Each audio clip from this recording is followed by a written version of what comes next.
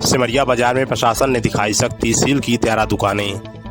20 अप्रैल मंगलवार को सिमरिया नगर में बढ़ते कोरोना संक्रमण के चलते व्यापारियों के द्वारा बरती जा रही लापरवाही पर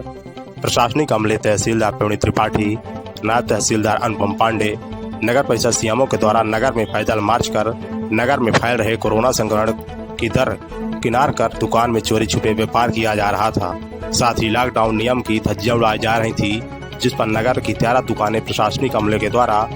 13 दुकानों को सील की गई तथा 7,800 रुपए की चालानी कार्रवाई की गई। बताते चले कि नगर में लगभग 2 दर्जन से ज्यादा कोरोना संक्रमण व्यापारी हैं और इस तरह की घोर लापरवाही संक्रमण को दावत देना है। नगर में लगभग 50 एवं सिमरिया क्षेत्र में 100 से ऊपर कोरोना संक्रमित मरीज हैं, जिस पर प्रशासन की हर तरह की विनम्र अपील के बाद भी लापरवाही बरतने पर प्रशासन ने कड़ा रुख अपनाया है। कहा गया कि यदि व्यापारी सहित आम जनमानस कोरोना संक्रमण के भय रूप में भी लॉकडाउन नियम का पालन नहीं करेंगे तो प्रशासन के द्वारा दुकानें सील एवं चालानी कार्रवाई और